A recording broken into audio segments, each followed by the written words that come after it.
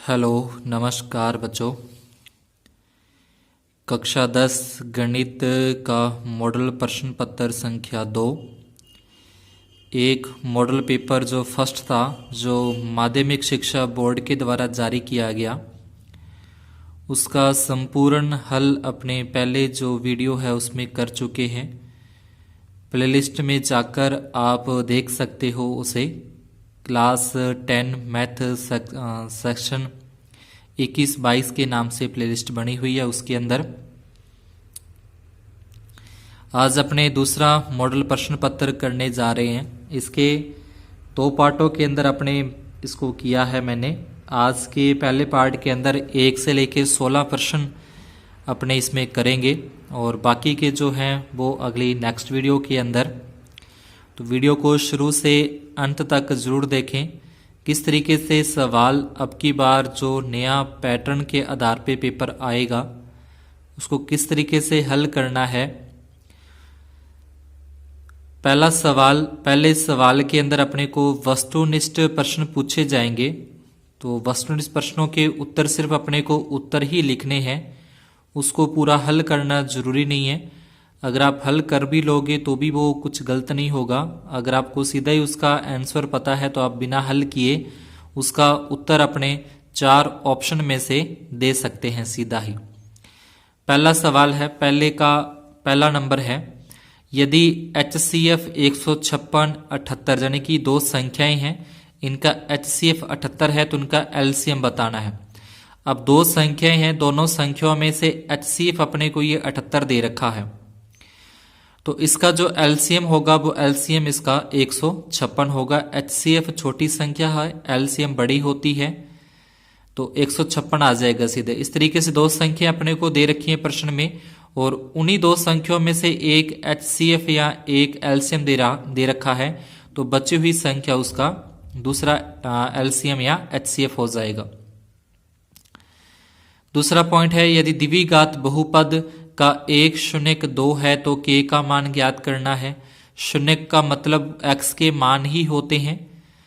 1 शून्य का मतलब x की जगह पे अपने को 2 रखना है, x की जगह पे 2 रख के इसको हल करेंगे तो k का मान है वो अपना आ जाएगा -10। इस तरीके से साथ में जो ऑप्शन सही है वो ऑप्शन लिखना है, उसके बाद उसका उत्तर क्या आएगा वो लिख देना है साथ में। यहाँ पे जैसे इसका ब नंबर ऑप्शन में k का मान -10 दिया है तो ब नंबर लिखा और साथ में उसका जो सही आंसर है वो। अगर आपको हल करने की जरूरत पड़ रही है तो उसको आप यहाँ पे भी हल करके देख सकते हो, नहीं तो लास्ट में जो रफ पेज होता है उस रफ पेज पर भी अपने इसको हल करके कि उसका कितना आंसर आता है और सीधा अपने उसका आंसर भी लिख सकते हैं। तीसरा है, k के किस मान के लिए समीकरण निकाय का कोई हल नहीं है। तो कोई हल नहीं के लिए पहले दोनों मान बराबर होंगे, तीसरा जो मान होता है अपना C1 बटे C2 वो बराबर नहीं होगा। वो बराबर नहीं होगा तो मैंने सिर्फ 2 ही लिए हैं, A1 बटे A2 B1 बटे B2। A1 A2 के मान यहाँ से अपने निकालते हैं। ये A1 का मान जो x के साथ होता है, x का गुणांक A1, फिर y का गुणांक ये भी 1 है V1, C1 का मान -4, यहाँ से फिर A2 का मान, यहाँ पे फिर B2 का मान, ये फिर C2 का मान। तो यहाँ से देखें 1 और A2 का मान 2 है, फिर B1 का मान 1 और B2 का मान k है। यहाँ से तिरछा गुणा कर दें, k को 1 के साथ गुणा करें k, 2 को 1 से गुणा कर देंगे 2 आ जाएगा k का मान। फिर चौथे पॉइंट में बहुपद के शून्य का अपने को बताने हैं, तो 1 शून्य तो इसका दे ही रखा है, इसको हल करके इसका आ जाएगा -m। पांचवा है, एक समांतर श्रेणी का प्रथम पद p है, यानी कि प्रथम पद पहले a होता है लेकिन प्रश्न में दे दिया कि प्रथम पद p है। सारवंतर वैसे d होता है लेकिन प्रश्न में अपने को दिया है कि सारवंतर q है, तो उसका 10वां पद ज्ञात होगा, 10वां पद ज्ञात करना है। 10वें पद के लिए a10 लिखते हैं। वैसे तो होता है a10 बराबर a + 9d। a का मतलब यहाँ पे प्रथम पद जो कि p और प्लस में 9d का मतलब सारवंतर जो कि q दे रखा है, तो ये अपना उत्तर हो जाएगा। छठे में है, बिंदु 5 7 की x अक्ष से दूरी बतानी है। तो x अक्ष से दूरी पूछता है तो अपने को y का मान बताना है, यानी कि y वाला उत्तर होगा अपना। और अगर यहाँ बोलता है कि y अक्ष से दूरी, फिर अपने को x का जो मान है वो अपना उत्तर होगा। सातवें के अंदर है बिंदुओं, दोनों से अपने को इनकी दूरी बतानी है कि इन दोनों के बीच में कितनी दूरी है।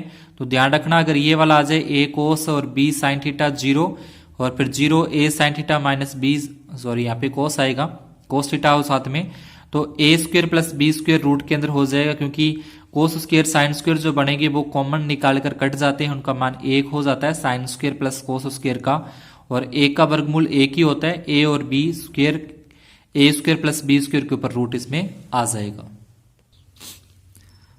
आठवां है 2 sine square 60 degree plus 3 coat square 30 degree minus 10 45 degree. इसके अपने को त्रिकोणमितीय जो मान है वो रखने हैं 2 साइन 60 का मान रख देंगे, रूट 3/2 की स्क्वायर है, प्लस 3 कोट 30 का मान रख देंगे, कोट 30 डिग्री का मान √3 होता है स्क्वायर माइनस 1।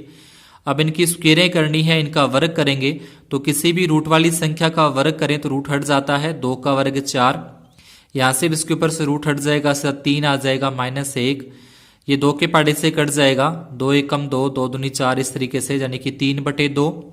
3 को 3 से गुणा करेंगे 9, माइनस का ये 1 आ जाएगा, 9 में से 1 घटा देंगे 8, 3/2 वैसे ही 2 और 1 का लघुत्तम लेंगे 2 आएगा, यहां से तिरछा गुणा कर देना, 3 एकम 3 और 8 दूनी 16, 16 और 3 दोनों को प्लस करें 19, 19 में 2 बटे में आ जाएगा, यानी कि अपना आंसर आ जाएगा इसका 19/2। 9वां पॉइंट है, पहले सवाल कई ही चल रहे हैं, ध्यान रखना जो वस्तुनिष्ठ वाले प्रश्न है उन्हीं के चल रहे हैं ये। तो 9वां है tan 36, tan 17 degree, tan 54 degree, tan 73 degree. तो इसका अपने को बताना है कि क्या होगा सही आंसर। तो पहले तो 2-2 के अपने को समूह बना लेने हैं, उनको जोड़े बना लेने हैं जिन दोनों कोणों का योग 90 डिग्री हो। पूरक कोण वाले हैं तो पूरक कोण में दोनों का योग 90 डिग्री होना जरूरी है, तो इन दोनों को इकट्ठा रखेंगे और इन दोनों का 90 हो रहा है, इन दोनों को 90 यानी कि इकट्ठा रखेंगे। अब दोनों में से एक में सूत्र लगा देना है, सूत्र ये यहाँ पे लिखे हैं कि tan 90 माइनस थीटा बराबर कोट थीटा होता है। तो इसमें लगाएं tan 90 डिग्री माइनस 90 में से कितने डिग्री माइनस करें कि 36 आ जाए, तो 90 में से 54 माइनस करने पर 36 आते हैं। इसमें tan 54 का tan 54, इसके बाद tan 17 है तो यहां लिखा tan 90 डिग्री माइनस 90 में से कितने डिग्री माइनस कर दें कि अपना 17 डिग्री आ जाए, तो इसलिए 73 माइनस कर देंगे, और tan 73 का tan 73। इसके बाद tan 90 माइनस थीटा है तो tan 90 minus theta cot theta होता है, इसलिए कोट 54, इसमें नहीं लगाया तो वैसे ही tan 90 minus theta cot theta होता है, इसमें नहीं लगाया वैसे ही रख दिया। tan और कोट जब आपस में एक जैसे डिग्री के मान हो और दोनों गुणा में हो, उनका मान 1 होता है, इनका भी 1 और इनका 1 गुणा करेंगे तो 1 आ जाएगा। उसके बाद 10वां है, एक बंटन का माध्य तथा माध्यक क्रमशः 14 तथा 15 है तो बहुलक का मान ज्ञात कीजिए। इस तरीके का सवाल ध्यान रखना, अपने को दे रखा है माध्य दे रखा है 14 है, माध्यक दे रखा है 15 और पूछ रहा है कि बहुलक का मान बताना है कि बहुलक कितना होगा। तो ये एक संबंध होता है जो कि अपने को याद रखना है कि बहुलक बराबर 3 माध्यक माइनस 2 माध्य, ये सूत्र है 3 माध्यक 15 माइनस 2 गुणा माध्य 14। 15 को 3 से गुणा करें 45, 14 को 2 से गुणा करें 28, 45 में से 28 माइनस कर देंगे 17 जो कि बहुलक होगा। 11वां है, पहले का बंटन का माध्य, तो माध्य ज्ञात करने का वही है कि सभी संख्याओं को जोड़ के वो कितनी संख्या है उनका भाग देना है, सभी संख्याओं को प्लस करेंगे तो ये आते हैं 20, ये सारी अपने को 5 संख्याएं दी हैं तो 5 का भाग दे देंगे, 20 में 5 का भाग देंगे, माध्य आ जाएगा 4। 12वां पॉइंट है, एक थैले में 3 लाल 5 काली तथा 7 सफेद गेंद हैं तो काली गेंद नहीं आने की प्रायिकता ज्ञात करनी है। तो काली गेंद को छोड़ दें, इस काली गेंद को छोड़ने के बाद बाकी 3 और 7 ये तो आ ही सकती हैं, लाल गेंद भी आ सकती है और सफेद गेंद भी आ सकती है। उसने बोला है काली नहीं आनी चाहिए, तो 3 लाल आ सकती हैं, 7 सफेद आ सकती हैं, यानी कि 10 गेंदों में से कोई भी आ सकती है और बटे में कुल गेंदें हैं 15। 5 के पाड़े से काटें तो 2/3 इसका आंसर आ जाएगा। कई बार होता है कि प्रश्न में लिखा होता है कि इसका जो वस्तुनिष्ठ प्रश्नों के उत्तर है उनको तालिका बनाकर आपको आंसर देना है। तो यहाँ पे आप प्रश्नों की संख्या लिख लें, जैसे 1 2 3 ऐसे जितने हैं 12, और पहले का कौन सा ऑप्शन आया, जैसे बै आया या ए आया, वो यहाँ पे लिखना है। दूसरे का कौन सा ऑप्शन सही है, तीसरे का कौन सा ऑप्शन सही है। तो इस तरीके से तालिका आप नीचे बना दोगे तो वो भी अच्छा रहेगा। सीधा क्या क्या उत्तर आ रहे हैं उसकी तालिका सीधी बनाकर नीचे इसके आंसर लिख दें। पहले प्रश्न में 12 प्रश्न थे जो कि सभी एक एक नंबर के थे। दूसरे प्रश्न के अंदर भी अपने पास 6 खाली स्थान आएंगे, तो ये 6 खाली स्थान भी एक एक नंबर के ही होंगे। अपने इसमें खाली स्थान अपने को दे रखे हैं वो भरने हैं, रिक्त स्थानों की पूर्ति करें। वह समीकरण युग्म जिसका हल अद्वितीय होता है, रैखिक समीकरण प्रतिच्छेदी युग्म कहलाता, यानी कि जो रेखाएं होंगी वो प्रतिच्छेदी होंगे जब अद्वितीय हल होगा। तो ये जो तीनों अपनी कंडीशन है, पीछे मैंने जो वीडियो अपने लिया था क्लास, उसमें मैंने तीनों कंडीशन आपको बता दी थी कि प्रतिच्छेदी के लिए क्या होता है, समांतर के लिए क्या होता है, संपाती के लिए क्या होता है। तीनों आपको अच्छे से याद रखनी है, क्योंकि इसमें से तीनों शर्तों में से 2-3 प्रश्न आराम से अपने पूछे जाएंगे। तो ये आप बिल्कुल छोटे छोटे प्रश्न अच्छे से ध्यान में रखते जाएं। दूसरा है श्रेणी का 8वां पद, तो इसका 8वां पद ज्ञात करना है। अपने को पता होना चाहिए कि प्रथम पद है वो 21 है, पहला पद जो होता है 21 होता है। उसके बाद अपने को सारवंत्र की आवश्यकता है, तो सारवंत्र ज्ञात करने के लिए दूसरी संख्या में से पहली संख्या माइनस करते हैं। ध्यान रखना, दूसरी संख्या में से पहली संख्या माइनस करते हैं तो सारवंत्र आता है। 18 में से 21 घटा दे तो -3 सारवंत्र हो जाएगा। 8वां पद ज्ञात करना है। 8वें को अपने लिखेंगे a + 7d। a का मान रखा, d का मान रखा, गुणा करेंगे 21 माइनस के, प्लस को माइनस से गुणा कर रहे हैं -21। 21 में से 21 घटा देंगे 0, तो इसमें जो खाली स्थान पूछा है कि का 8वां पद आगे यहाँ पे खाली स्थान है, तो इसका आंसर आ जाएगा 0। सकेंद्रीय वृत्तों की त्रिज्याएं असमान होती हैं। सकेंद्रीय होते हैं कि उनकी त्रिज्याएं अलग अलग हों लेकिन उनका केंद्र एक ही हो। जैसे यहाँ पे केंद्र है एक, ये वृत्त हो गया, और इसी केंद्र पे एक और वृत्त हो गया इस तरीके से। तो एक ही केंद्र पे जब 2 वृत्त खींचे जाते हैं तो उसको बोलते हैं सकेंद्रीय। तो पूछते हैं कि अगर पूछता है कि सकेंद्रीय वृत्तों की त्रिज्याएं तो असमान होती हैं। अगर पूछे कि सकेंद्रीय वृत्तों के केंद्र, सकेंद्रीय वृत्तों के केंद्र एक ही होता है। चौथा खाली स्थान है बिंदुओं को जोड़ने वाले रेखाखंड का मध्य बिंदु अपने को बताना है। तो मध्य बिंदु पहले x का बताएं, तो सूत्र है x1 + x2/2 मध्य बिंदु ज्ञात करने का। x1 का मान -3 रखा, x2 का मान यहाँ पे x2 का मान भी -3 है, x1 और x2 दोनों के। तो -3 और -3 -6/2 और 2 का भाग देंगे 3। ध्यान रखना, जब दोनों संख्या -3 तो जुड़ेंगे -6, 2 का भाग देने पर आ जाएगा। फिर y का निर्देशांक ज्ञात करना है, तो y1 + y2/2, y1 का मान -3, y2 का मान है +3, दोनों में रखें तो ये आ जाएगा 0, क्योंकि घटा देंगे, 0 में 2 का भाग देंगे 2, तो ये आ जाएंगे मध्य बिंदु के निर्देशांक। पहले x का निर्देशांक है, फिर y वाला निर्देशांक है। यदि साइन a = 3/4 है तो कोसेक a का मान बताना है। ध्यान रखना कि साइन का उल्टा ही कोसेक होता है, 3/4 है तो उसका 4/3 हो जाएगा। छठा खाली स्थान है यदि द्विघात समीकरण का एक शून्यक अपने को दे रखा है, किसका एक शून्यक है तो अन्य शून्यक होगा। ध्यान रखना यहाँ पे प्लस माइनस के दोनों निशान होते हैं, यहाँ पे प्लस और माइनस का। अपने को प्लस वाला दे रखा है तो यहाँ पे माइनस वाला अपना आंसर होगा। अगर यहाँ पे माइनस वाला दे रखा है तो यहाँ पे प्लस वाला होगा, यानी कि दोनों प्लस माइनस में होते हैं ये शून्यक। तीसरे का पहला पॉइंट है, तीसरा सवाल, ये भी एक एक नंबर के। दो पूर्णांक संख्याओं का मैसा व लैसा है, यानी कि मैसा दे रखा है 12 और लैसा दे रखा है 48 है। यदि एक पूर्णांक 36 है तो दूसरा पूर्णांक ज्ञात कीजिए। तो जब इस तरीके का सवाल आ जाए, मैसा लैसा दे रखा है, एक पूर्णांक दे रखा है, दूसरा पूर्णांक पूछे, या दोनों संख्याएं अपने को प्रश्न में दे रखी हो, मैसा और लैसा में से एक अपने को देकर दूसरा पूछे, तो ये लगाना है कि दो संख्याओं का गुणनफल बराबर HCF गुणा LCM। दो संख्याओं में से पहली दे रखी है 36, दूसरी की जगह पे अपने एक बार B लिख दिया, B फॉर बॉय वाला, बराबर HCF और LCM अपने को दे रखे हैं। दूसरा पूर्णांक ज्ञात करना है, जो गुना में है 36 वो इसके भाग में आ जाएंगे। 12 के पाड़े से काटे, 12 एकम 12 और 12 3 36 होते हैं। 48 में 3 का भाग देंगे 16, यानी कि जो दूसरा पूर्णांक है वो अपना 16 होगा। नीचे लिख देना अतः दूसरा पूर्णांक 16 है। तीसरे का दूसरा पॉइंट है, तीसरे सवाल का दूसरा, इस तरीके से लिखते जाना है कि ये तीसरा पहले स्टार्ट किया है, उसमें फिर दूसरा आ जाएगा। द्विघात समीकरण के शून्य ज्ञात करने हैं। एक तो देखो लिखा होता है मूल ज्ञात कीजिए। मूल तो जब आएंगे तो इसका मतलब चौथी प्रश्नावली वाला वो अपना है। शून्य ज्ञात करने जो दूसरी प्रश्नावली है बहुपद वो है। करने दोनों को सेम ही है, गुणनखंड विधि से अपने करते हैं। द्विघात समीकरण जिसकी अधिकतम घात 2 होती है। कई बार 1 नंबर का प्रश्न पूछता है कि द्विघात की अधिकतम घात, तो लिखेंगे 2 होती है। या पूछ सकता है कि द्विघात बहुपद के कितने शून्यक हो सकते हैं, शून्यकों की संख्या कितनी है, तो भी लिखेंगे 2 होती है। या पूछ सकता है कि द्विघात समीकरण के मूलों की संख्या कितनी होती है, तो मूलों की संख्या भी 2 होगी, क्योंकि 2 घात होती है, 2 ही इसके आंसर निकलते हैं। अब गुणनखंड करने इस x के, यानी कि जोड़ने घटाने पर 1x आए, गुणा करने पर -2, तो मैंने 2x में से 1x घटा देंगे, 2x में से 1x घटाएंगे x आएगा, 2 को 1 से गुणा करेंगे 2 आ जाएगा।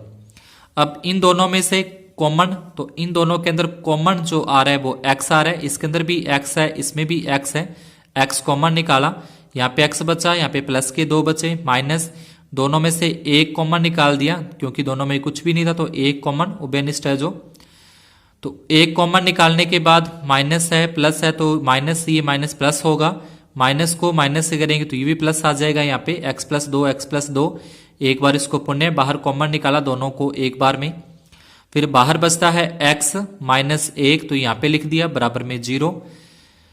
एक बार तो अपने x+2 के बराबर 0 रखेंगे तो प्लस का 2 इधर आके माइनस का 2 हो जाएगा। एक बार इसके बराबर में 0 रखें तो x -1 बराबर 0, तो x बराबर प्लस का 1 हो जाएगा। तो ये 2 शून्य अपने आ जाएंगे, एक तो माइनस का 2 और एक प्लस का 1। आगे है तीसरा, एक द्विघात बहुपद ज्ञात कीजिए जिसके शून्यकों का योग तथा गुणनफल माइनस का 1/4 और प्लस का 1/4 है। योगफल बराबर अल्फा प्लस बीटा जो कि -b/a होता है, ये अपने को दे रखा है माइनस का 1/4, 1 नंबर समीकरण। गुणनफल होता है अल्फा गुना बीटा बराबर c/a जो कि 1/4 अपने को दे रखा है।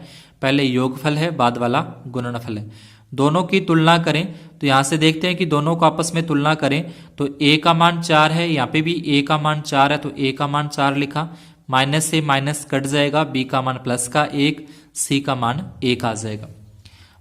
मूल द्विघात समीकरण इस रूप के अंदर होती है ax² + bx + c, इसमें a का मान, b का मान, c का मान यहां से निकाला है वो अपने रखने पर ये एक द्विघात समीकरण, द्विघात बहुपद, यहाँ पे द्विघात बहुपद लिखना है, द्विघात बहुपद ये अपना आ जाएगा। चौथा पॉइंट है समीकरण अपने को दे रखे हैं कि अद्वितीय हल के लिए k का मान ज्ञात कीजिए। अब अद्वितीय हल पीछे अपने कोई हल वो वाला किया था, अब अद्वितीय हल है तो अद्वितीय हल के लिए शर्त ये आ जाएगी जो अद्वितीय हल के लिए होती है। यहाँ से अपने a1, b1, c1 फिर a2, b2, c2 के मान निकालें। मान निकालने के बाद इसमें a1 का मान, a2 का मान, b1 का मान और b2 का मान रख देंगे। तिरछा गुणा करें, वज्र गुणा, यानी कि 3 को 2 से गुणा करें -6, k को 1 से गुणा करें k, तो k का मान 6 के अलावा कोई भी हो सकता है, k का मान -6 के अलावा कोई भी हो सकता है, जिसके लिए इनके उत्तर अद्वितीय हल होंगे। पांचवा है जांच कीजिए कि क्या द्विघात समीकरण है। ठीक है, द्विघात समीकरण है या नहीं वो जांच करनी है। तो इस x के बटे में अपने कुछ नहीं दे रखा, इस x के बटे में पहले 1 लगा देंगे, 1 और x का लघुत्तम लें, x आएगा, x को x के साथ गुणा किया x² आ गया, 1 को 3 से गुणा करेंगे 3 बराबर में x² है, ये भाग वाला जो x अब इसके गुणा में चला जाएगा, x का x² से गुणा करें x की घात 3 हो जाएगी, यह आ जाएगा x² + 3 जैसा था वैसा ही। x² को इस तरफ लेके आए, -x² हो जाएगा, प्लस का 3 भी के माइनस का 3, यानी कि इस रूप के अंदर ये बन जाएगा। अब यह द्विघात समीकरण नहीं है क्योंकि इसमें अधिकतम जो घात है, अधिकतम घात 3 आ चुकी है, तो ये द्विघात नहीं, ये त्रिघात हो चुका है। द्विघात वही होगी जिसमें सबसे बड़ी घात 2 हो, 2 से बड़ी घात किसी के ऊपर न लगी हो, तो वही द्विघात होगा। अगर 2 से बड़ी किसी के ऊपर घात लगी है या 2 से छोटी किसी पे घात है तो वो द्विघात नहीं होगा। आगे छठा है समीकरण के मूल ज्ञात करने हैं, ये अपने को 2 दे रखे हैं, इसके मूल ज्ञात करने हैं। तो एक बार तो x प्लस 6 के बराबर में 0 रख दें, एक बार x माइनस 5 के बराबर में 0 रख दें। तो x प्लस 6 बराबर 0 है तो x का मान माइनस का 6 हो जाएगा, इसके बराबर 0 है तो ये प्लस का 5 हो जाएगा। तो दो मूल आ जाएंगे माइनस के 6 और 5। आगे है 7.4 सेंटीमीटर एक आपको इस तरीके से रेखाखंड खींचना है और उसमें एक न्यून कोण बनाते हुए ऐसे एक और बना देंगे और यहाँ पे कोई भी कोण न्यून कोण हो जाएगा। एक तो 7.4 ऐसे लाइन खींचनी है पुट्टे से सीधी, ये अपनी इच्छा से कोई भी एक न्यून कोण बनाती हुई लाइन खींचनी है। 1-1 सेंटीमीटर के अपने को चाप भरना है प्रकार से 1 सेंटीमीटर का और कुल इस पे 5 चाप इस तरीके से काट दें। कुल 5 चाप काटने हैं, 1 हो गया, 2 हो गया, 3 हो गया, 4 हो गया, 5। लास्ट वाले को इधर लास्ट वाले बिंदु से ऐसे मिला देंगे और उसके बाद यहाँ पे प्रकार को खोल के एक चाप भरना है, ठीक है, यहाँ पे। और उसके बाद 3 नंबर पे रख के, क्योंकि 3:5 करना है तो 3 नंबर पे रख के प्रकार की नोक एक चाप इस तरीके से भरना है। फिर प्रकार को यहाँ पे नोक रख के और यहाँ तक इतनी खोलनी है जो वहां पे ऊपर वाली लाइन से अपने मिलाई थी, इसको इस तरीके से मिलाया था, तो यहाँ पे इतना चाप खोल लेंगे। यही चाप जितना खुला है उतने चाप को खुला रखते हुए यहाँ पे प्रकार की नोक रख के इस तरीके से इसको काटना है और फिर इसको ऐसे मिला देना है। तो ये क्या हो जाएगा, 3:5 के अंदर अपना रेखाखंड है वो विभाजित हो जाएगा। इसका केवल चित्र ही बनाना है अपने को। फिर आगे 8वां है बिंदु के बीच की दूरियां ज्ञात करनी है, दूरी ज्ञात करनी है। दूरी ज्ञात करने के लिए अपने को इसके निर्देशांक x1, y1, x2, y2 के मान पता है। x1 का मान, y1 का मान, ये x2 का मान, ये y2 का मान, ये दूरी ज्ञात करने का सूत्र है। सूत्र में मान रखते हैं, x2 का मान 5, x1 का मान है 2, y2 का मान 6, y1 का मान है 3। 5 में से 2 घटा देंगे 3 बचेंगे, 6 में से 3 घटा दें 3 बचेंगे। दोनों का वर्ग करें, 3 का वर्ग 9, दूसरे 3 का वर्ग भी 9, 9 में 9 प्लस करें 18, तो 18 का जो आ जाएगा 9 गुणा 2, इसको अपने लिख सकते हैं 9 गुणा 2। 9 का जो वर्गमूल है वो 3 होता है, 2 का 2 रह जाएगा, तो इसका आंसर आ जाएगा 3 वर्गमूल 2 मात्रक। 9वां पॉइंट है यदि साइन थीटा बराबर 3/5 हो तो कोस थीटा ज्ञात कीजिए। इसको दो तरीके से कर सकते हैं, एक तो ये सूत्र लगाकर कि sine square theta plus cos square theta बराबर 1 होता है। यहां से कोस का मान अपने को ज्ञात करना है तो साइन स्क्वायर इधर ले जाएंगे, माइनस का हो जाएगा, माइनस का साइन स्क्वायर, इसके ऊपर से स्क्वायर हटाएंगे तो वर्गमूल का निशान आ जाएगा। अब 1 माइनस साइन का जो अपने को मान दे रखा है 3/5, 3/5 रखा है, इसके ऊपर घात 2 लगी है तो घात 2 लगा देंगे। 3 का वर्ग होता है 9, 5 का वर्ग होता है 25, इसके बटे में अपने 1 लगाएं, 1 और 25 का लघुत्तम आ जाएगा अपना 25, 25 आ जाएगा। और 25 को 1 से गुणा करें 25, 1 को 9 से कर दें 9, 25 में से 9 घटा दें 16 और बटे में आ जाएगा 25। 16 का वर्गमूल 4 होता है, 25 का वर्गमूल 5 होता है, तो ये आ जाएगा अपना कोस थीटा का मान आ जाएगा 4/5। एक पाइथागोरस प्रमेय लगाकर इसको हल कर सकते हैं। साइन थीटा बराबर 3/5 दे रखा है, साइन लंब बटे कर्ण होता है, लंब का मान 3, कर्ण का मान 5। पाइथागोरस प्रमेय लगाई, ये पाइथागोरस प्रमेय है। कर्ण का मान रखा, आधार अपने ज्ञात करना है, लंब का रखा, 5 का वर्ग 25, 3 का वर्ग 9, 9 इधर लेके जाएंगे माइनस के, घटा देंगे 16, आधार के ऊपर से स्क्वायर हटा देंगे तो वर्गमूल आ जाएगा। 16 का वर्गमूल 4 होता है। कोस थीटा बराबर आधार बटे कर्ण होता है, आधार का मान 4 है, कर्ण का मान 5, तो कोस थीटा का मान 4/5। 10वां पॉइंट है इसका कि इसके मान ज्ञात करने हैं, तो मान जो अपने त्रिकोणमितीय सारणी है उसमें से रखें। साइन 30 का मान रखा, इसका वर्ग करना है क्योंकि ऊपर घात 2 लगी है तो अपने को भी 2 लगाना है, प्लस में 2 आ गया। उसके बाद कोस 45 का मान, कोस 45 का मान 1/√2 और इसके ऊपर 2 आ जाएगा। फिर प्लस में tan 60 का मान, तो tan 60 का मान यहाँ पे रखेंगे। tan 60 का मान रखने पर उसके बाद ऊपर घात 2 कर देंगे। 1/2 का वर्ग करें, 1/4 होता है, 2 का 2, 1 में √2 तो √2 का वर्ग 2 हो जाएगा, ये 2 साथ में रखना है। सॉल्व करेंगे तो ये आ जाएगा 1/4, 2 से 2 कट जाएगा, 1, 3 से 3 कट जाएगा, 1 और 1 होते हैं 2, ये 1/4, 2 के बटे में अपने 1 लगा देंगे, 4 और 1 का लैसा जो होता है वो 4 आएगा। 4 में 4 का भाग देंगे 1 और 1 को 1 से गुणा किया 1, फिर इधर से ये बटे वाले 1 का इसमें भाग दिया जाता है, 1 का भाग देंगे 4 आएगा, 4 को 2 से गुणा करें 8, 8 में 1 जोड़ दें 9 और बटे में आ जाएगा 4, यानी कि 9/4। 11वां पॉइंट है बंटन का माध्यक होगा, इसका माध्यक ज्ञात करना है।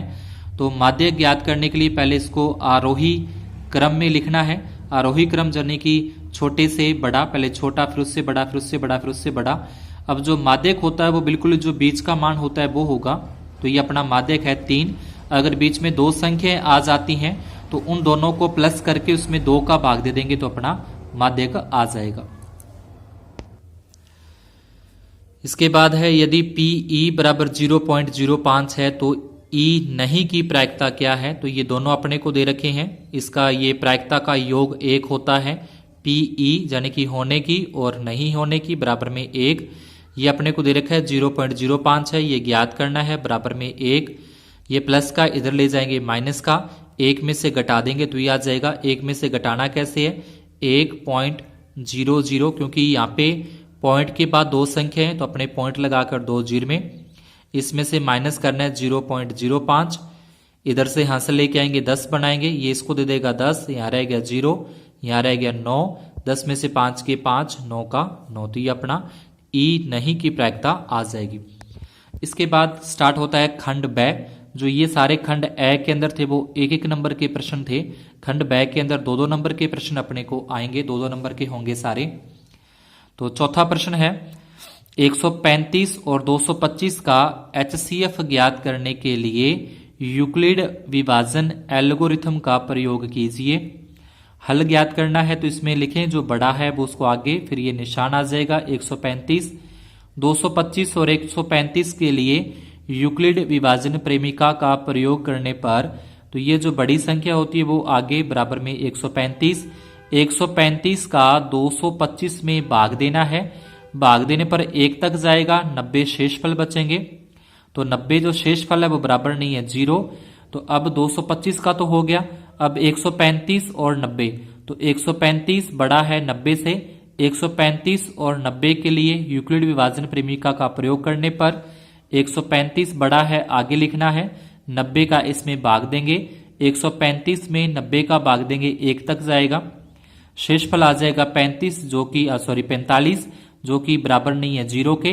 अब 135 को छोड़ दें तो 90 और जो शेषफल बचा है 45, उन दोनों को लेके चलें, 90 बड़ा है 45 छोटा है। 90 और 45 के लिए अपने को प्रयोग करना है तो 90 बराबर 45 गुणा में 2 और प्लस में 0, 45 का भाग देंगे 90 में, 2 तक जाएगा, 0 शेषफल बचता है, तो शेषफल 0 प्राप्त हो गया है, अतः HCF 45 है।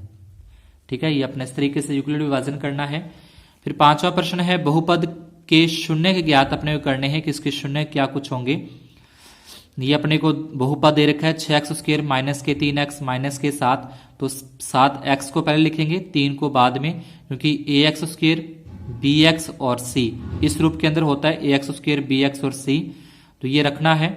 6x² आ गया, 7x की जगह पे माइनस के 9 और प्लस के 2, ताकि दोनों को घटा दें तो 7 आ जाए, दोनों का गुणा करें तो इनका गुणा करने पर 18 आता है, तो इन दोनों का भी 18, माइनस के 3।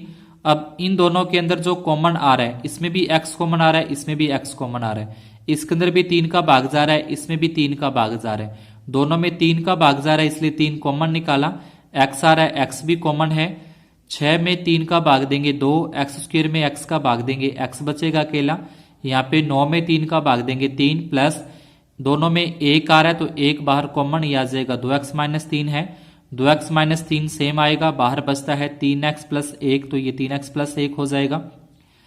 अब एक बार तो इसके बराबर 0 रखना है, एक बार इसके बराबर में 0, तो बराबर में 0 रखेंगे तो माइनस का 3 इधर लेके जाएं, बराबर के इस साइड लेके जाएं, प्लस का हो जाएगा 2 इसके बटे में, यानी कि 3/2, और दूसरा जो है प्लस का 1 माइनस का 1 होगा, बराबर के इस साइड लेके जाएं, 3 इसके बटे में आ जाएगा, तो जो शून्यक है वो आ जाएंगे 3/2 और माइनस का 1/3।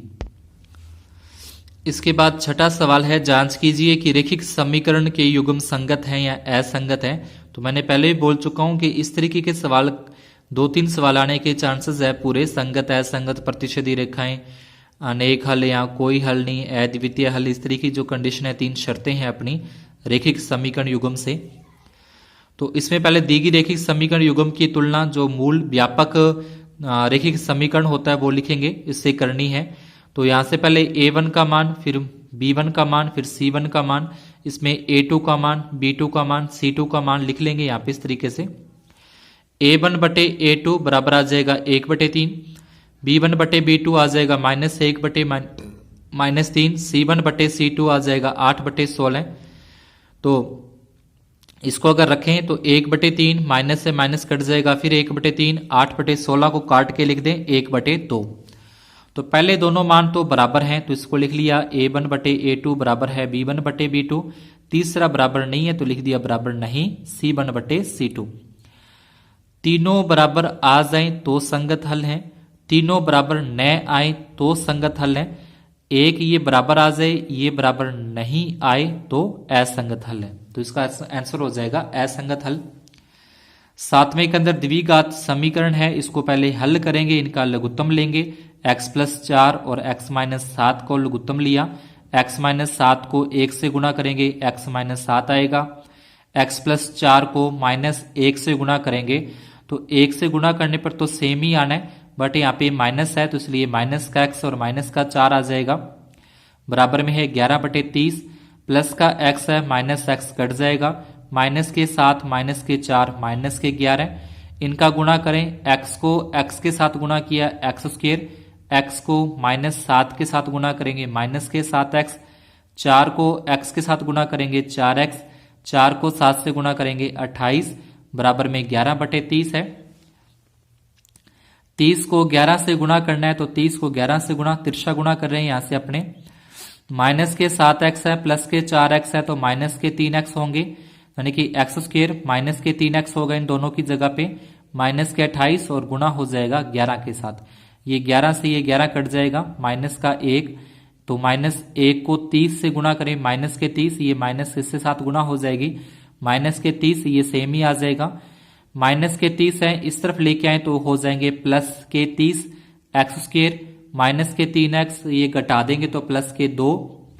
अब इनके गुणनखंड करने, गुणनखंड विधि से अपने इनके शून्य ज्ञात करते हैं, मूल ज्ञात करते हैं कि जोड़ने घटाने पर माइनस का 3 आए और गुणा करने पर 2 आए। तो माइनस का 1x और माइनस का 2x, तो माइनस का 1 और माइनस का 2 माइनस का 3, 2 को 1 से गुणा करेंगे 2। इन दोनों में कॉमन आ रहा है, इन दोनों में कॉमन आ जाएगा x, तो x-1 है, इन दोनों में कॉमन आ जाएगा 2, 2 कॉमन निकाल दिया, माइनस का x-1 बचा, x-1 वापिस कॉमन लिखा यहाँ पे और बाहर बचता है x-2, तो x-2 बराबर 0।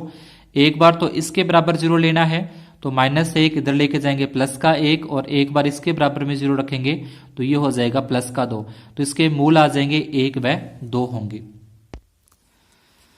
8वां है समातश्रेणी का कौन सा पद 78 है, तो इसमें दे रखा है प्रथम पद अपना निकालें, प्रथम पद a 3 हो जाएगा, सारवंतर 8 में से 3 माइनस करें, दूसरे में से पहला पद माइनस करेंगे 5 सारवंतर, अंतिम पद हो जाएगा। तो अंतिम पद इसमें दे रखा है कौन सा पद 78 है, तो यहाँ पे अंतिम पद वाला सूत्र लगा दिया, an बराबर a plus n minus 1d। an का मान 78 है, a का मान प्रथम पद 3, n का मान ज्ञात करना है, d का मान है 5, प्लस का 3 इधर लेके आए माइनस का हो जाएगा, 78 में से 3 घटा दें 75, 5 गुना में है वो उसके बटे में आ जाएंगे, 75 में 5 का भाग देंगे 15, माइनस का 1 इधर लेके आए तो प्लस का 1, अतः 16वां जो पद है वो 78 है। n धन पूर्णांकों का योग याद कीजिए, 9वां प्रश्न है कि n धन पूर्णांकों का योग, तो इसका सूत्र हो जाएगा n प्लस 1/2। उसके बाद 10वां, दिए गए त्रिभुज ABC के समरूप और त्रिभुज की रचना करना और जिसकी प्रत्येक भुजा दिए गए त्रिभुज की संगत भुजाओं का 3/5 भाग है। तो यहाँ पे अपने कोई भी एक त्रिभुज बनाना है, त्रिभुज बना के सेम उसी तरीके से रचना है, ये अपने अलग से एक टॉपिक लेके करेंगे पूरा का पूरा। 7.6 ये जैसे पीछे मैंने बताया था आपको एक रेखा खींच के इस तरीके से, वही सेम इसके अंदर भी वैसे ही 1 सेंटीमीटर के चाप काट के लास्ट वाले को मिला के सेम उसी तरीके से कर देना है। इसके बाद है 12वां, यदि tan a प्लस b बराबर वर्गमूल 3 और tan a माइनस बी बराबर 1/वर्गमूल 3 हो तो a और b का मान ज्ञात करना है। तो यहाँ पे अपने को दे रखा है पहला tan a प्लस बी बराबर वर्गमूल 3 है। tan a प्लस बी जैसे है वैसे ही रखा। ये जो √3 है वो देखना है कि tan कितने डिग्री का मान होता है। यहाँ पे tan है तो tan वाली लाइन के अंदर ही अपने को जो त्रिकोणमितीय सारणी है उसी tan वाली लाइन के अंदर ही देखना है कि √3 कितने डिग्री का मान होता है 60 का। tan से tan कट जाएगा, समान गुणांक है तो कट जाते हैं। a प्लस बी बराबर आ जाएगा 60 डिग्री, 1 नंबर समीकरण। फिर दूसरा tan a माइनस बी है तो अब 1 जो √3 है वो tan 30 का मान होता है। tan से tan कट जाएगा, समान गुणांक है। a माइनस बी बराबर 30 डिग्री जो कि 2 नंबर समीकरण आ जाएंगी। अगर यहाँ पे कोट अपने को लिखा होता तो यहाँ पे फिर कोट वाली लाइन में देखते, यहाँ पे साइन लगा होता या कोस लगा होता तो उसी त्रिकोणमितीय अनुपात का मान अपने को रखना है। समीकरण 1 और 2 दोनों को जोड़ेंगे तो जोड़ने पर क्या होगा, a और a जुड़ जाएगा, दोनों प्लस हो जाएंगे 2a। ये प्लस का b है माइनस का b है, कट जाएगा। 60 और 30 जुड़ जाएंगे 90, 2 गुना में है वो इसके भाग में आ जाएगा। 90 में 2 का भाग देंगे 45। a का मान समीकरण 1 में रख देंगे, 1 नंबर समीकरण लिखी, इसमें a का मान 45, प्लस के 45 इधर लेके जाएंगे माइनस के 45। 60 में से 45 घटा देंगे तो आ जाएगा अपना आंसर 15। अतः a का मान 45 है, b का मान 15 है। इसके बाद है 13वां सवाल है 13 नंबर। सिद्ध कीजिए कि कोस की घात 4 थीटा माइनस साइन की घात 4 थीटा बराबर 1 माइनस 2 साइन स्क्वायर थीटा होता है। तो पहले बायां पक्ष लेते हैं। घात ऊपर 4 दे रखी है तो उसको अपने 2 के ऊपर 2 घात लगा के लिख सकते हैं, क्योंकि घातों के ऊपर घात हो तो उनका गुणा होता है। यानी कि कोस की घात 4 को अपने इस रूप में लिख सकते हैं, साइन को भी इस रूप में लिख सकते हैं। एक सरसमीका है कि a square minus b square हो तो उसको एक पर प्लस में और एक पर माइनस में लिख सकते हैं। तो एक पर प्लस में लिखा cos square plus sine square, एक पर माइनस में cos square minus sine square. अपने को पता है कि cos square theta plus sine square theta का मान 1 होता है। कोस स्क्वायर थीटा को अपने लिख सकते हैं 1 माइनस साइन स्क्वायर थीटा, और ये माइनस साइन स्क्वायर का साइन स्क्वायर। 1 से गुणा करेंगे तो कोई फर्क नहीं पड़ता, 1 का 1 आ जाएगा, 1 साइन स्क्वायर और 1 ये साइन स्क्वायर है, 2 साइन स्क्वायर थीटा हो जाएंगे जो कि दायां पक्ष है। यहाँ पे आप चाहो तो लिख सकते हो कि साइन स्क्वायर थीटा प्लस में कोस स्क्वायर थीटा बराबर 1 होता है। एक अपने लिख सकते हैं कि कोस स्क्वायर थीटा बराबर होता है 1 माइनस साइन स्क्वायर थीटा। तो जो भी अपने सरसमीका वगैरह इसमें लगाते हैं वो साथ में लिखते तो अच्छा रहता है। आगे 14वां है, वर्ग अपने को दे रखा है ये बारंबारता, और इसका अपने को बहुलक ज्ञात करना है। बहुलक क्या होगा इस प्रश्न का। सबसे अधिक बारंबारता वर्ग अंतराल 100 से 200 की 40 है। तो जब भी बहुलक ज्ञात करना हो तो जो बारंबारता अपने को दे रखी है, इस बारंबारता में सबसे अधिक बारंबारता किसकी है उसको पकड़ लेना है। तो यहां से आ गया 100 से 200 की 40 है तो f1 का मान हो जाएगा 40। इससे जो आगे वाला है ये f2 का मान हो जाएगा, f0 का मान हो जाएगा, और बाद वाला है वो f2 का मान। ये f1 का मान होगा, f0 का मान और f2 का मान। ये मान अपने यहाँ पे निकाल देंगे। उसके बाद L, तो L होती है निम्न सीमा और ये होती है उच्च सीमा। तो L का मतलब निम्न सीमा जो कि 100 है। H का मतलब होता है कि वर्ग अंतराल की उच्च सीमा और निम्न सीमा और उच्च सीमा में जो अंतराल है उसको बोलते हैं वर्ग अंतराल, जो कि 100 का है। ये बहुलक का सूत्र अपने लगा देंगे। बहुलक का सूत्र लगाने के बाद इसमें मान रखने हैं। L का मान रखा 100, f1 का मान 40, f0 का मान 24, 2 गुणा f1 का मान 40 है, f0 का मान 24 है, f2 का मान 33 है, h का मान 100 है। उसके बाद 100 का 100, 40 में से 24 माइनस करें 16, 16 के साथ 100 गुणा में आ जाएगा। 2 को 40 से गुणा कर दें 80, 24 और 33 दोनों माइनस माइनस के जुड़ जाएंगे, माइनस के 57। 80 में से 57 माइनस करें तो 23 बचते हैं, और 16 को 100 से गुणा करें 1600, 23 का भाग दे देंगे तो ये आ जाएगा 69.56, 69.56, और 100 में जोड़ें तो ये हो जाएगा 169.56, जो कि इसका बहुलक है। इसके बाद अपना है 15वां, जिसका बारंबारता का अपने को माध्यक ज्ञात करना है। तो माध्यक ज्ञात करने के लिए पहले अपने को CF संचयी बारंबारता बनानी है।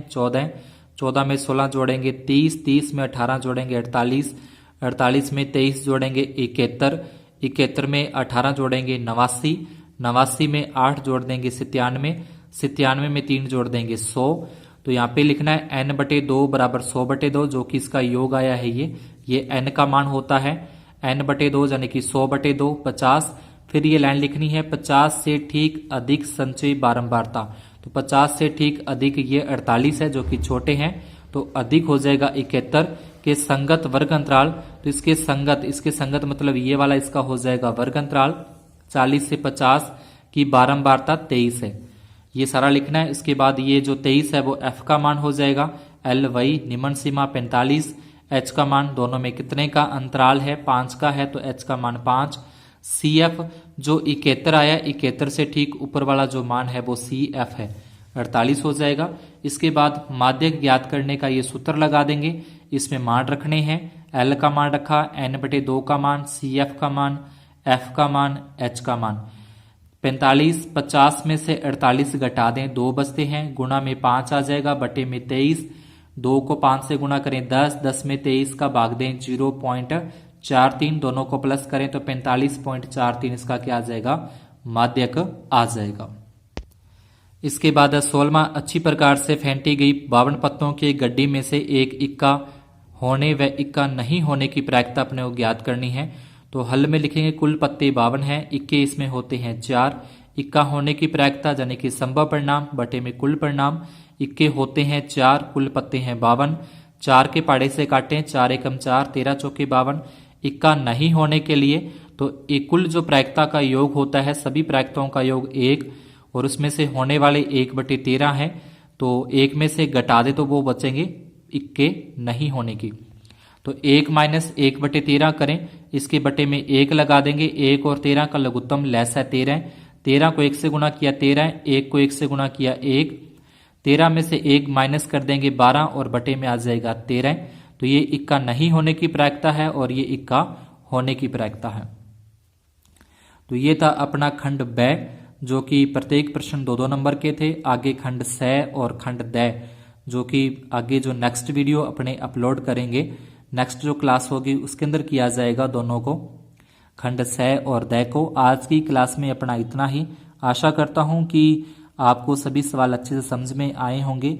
हमारा उद्देश्य जो है वो आपको सरल भाषा के अंदर, सिंपल भाषा के अंदर स्कूल की जो शिक्षा है 10वीं क्लास की, जो मैथ है, गणित है, जो बच्चों को लगभग हार्ड सब्जेक्ट लगता है, उसको बिल्कुल सरल भाषा के अंदर आपको समझाने की कोशिश की गई है। फिर भी कोई गलतियां हो जाती हैं तो जो भी आपको समझ में न आए तो उसको आप कमेंट बॉक्स के अंदर पूछ सकते हैं, आपको जरूर उसका सलूशन दिया जाएगा। चैनल को सब्सक्राइब करना न भूलें, वीडियो को लाइक और आगे शेयर जरूर करें। धन्यवाद, शुभ दिन।